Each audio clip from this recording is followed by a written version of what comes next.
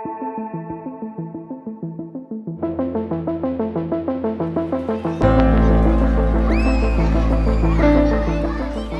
we knew bullying is bad, but we didn't know it was this bad. Isang grade 10 student ang pinagbubugbog. Sinuntok, siniko at sinipa. A brawl at Bagong Silangan High School in Quezon City that involved intense Sinaksak ng lalaking estudyante ang babae niyang kaklase sa loob mismo ng kanilang classroom. Are Philippine schools the world's bullying capital? Well, based on an international education study, they were for the years 2018 and 2022.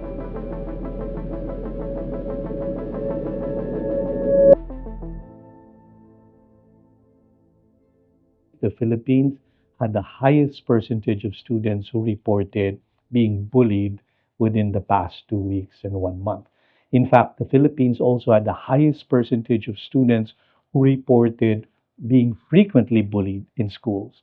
When I said the highest incidence of reporting, that was 64% of the high school students who participated in PISA reported being bullied in some form or another. That's more than half. And just to give you an idea, the country with the second place was around just 30+%. So this was an unbelievable number. So we started asking people, do you think this is correct? And everyone we asked said, yeah, I experienced bullying. It was sort of like something very normal that people can even just shrug it off. The idea that our students, these are 15-year-olds, think that bullying is not bad says a lot about our society. The students' social experiences in school may actually be contributing to their disengagement, okay? Which means they're there in school, but their mind, their heart, their spirit is somewhere else. These, especially these are high school students who participated in PISA.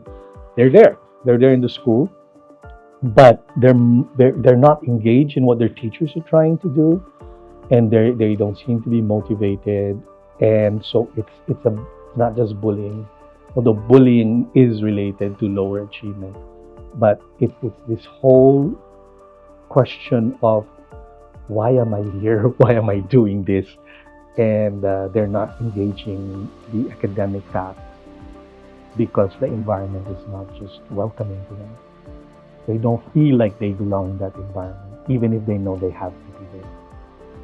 DLSU, consistent with the charism of St. John Baptist de La Salle, should be a leader doing so much more in terms of addressing problems of Philippine education, not just by providing models of good quality education, but doing research that could help policymakers and other stakeholders to address the problems of Philippine education. Let's understand, what is EDCOM, when was it convened, and what is its primary role? So EDCOM II is the Second Congressional Commission on Education. We were created by law in 2022 to diagnose the problems of Philippine education for 3 years and then to propose policies, programs, and laws to fix it. So we were jointly created by the House of Representatives and the Philippine Senate. We are putting forward to the commissioners a set of recommendations. So these would be things like amendments to the Anti-Bullying Act, or revisions in the implementing rules and regulations where we feel like there are gaps in the implementation of the law.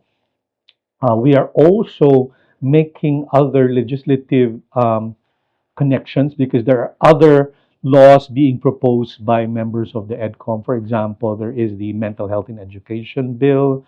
There is a new Magna Carta for children in schools that being proposed, and we're thinking that we could insert language and provisions that are aligned with the principles of safe and supportive school environments.